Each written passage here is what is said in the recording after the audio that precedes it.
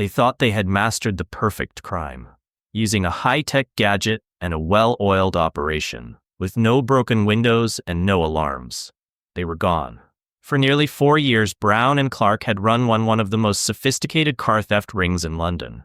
170 stolen vehicles equivalent to over £2 million, all vanished into the shadows. And all of it, thanks to a special device, disguised as a Nintendo Game Boy.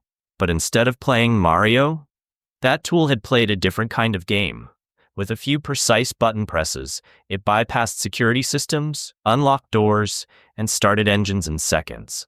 No fuss, no noise, just a seamless getaway. They thought they were untouchable, until one night, May 2021, when everything changed.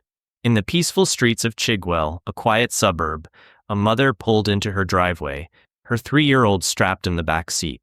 She stepped away, just for a moment, just long enough. Brown and Clark moved fast. One press of a button, the car unlocked. They slid inside, hands steady. Another press, the engine hummed to life, and they drove off. Routine, smooth as always. Then suddenly they heard a sound, soft and unexpected. A giggle. They froze, turned slowly.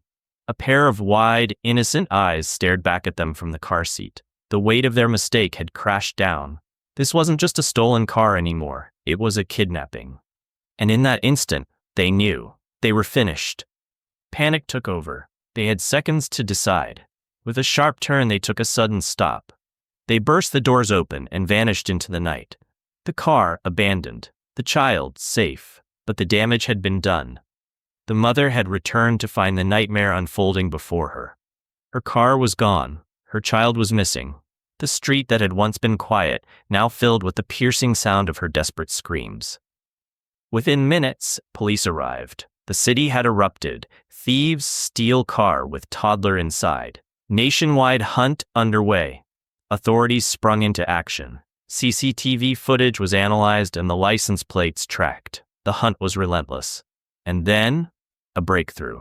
Their search led them to a hidden workshop where they carried out a raid. Inside, they found stacks of stolen car parts, disassembled vehicles, and at the center of it all, the modified Game Boy. The very device that made them untouchable. Now evidence of their downfall. But the investigation did not stop there. Authorities uncovered that Brown and Clark had been part of a wider criminal network. Many of the stolen vehicles had been shipped overseas, sold on the black market, or stripped for valuable parts. Their operation had ties to organized crime rings that had been evading law enforcement for years. Brown and Clark had been caught, arrested, shackled. Their empire destroyed. In the courtroom, there was no escape. The evidence was overwhelming. The judge delivered the final blow. Brown sentenced to 7 years in prison. Clark, 6 years. They had built their fortune on arrogance, on the belief that they had been unstoppable. But in the end, they weren't taken down by the police, not by technology, not by any elaborate sting operation. No, a 3-year-old child. And now, it was all over.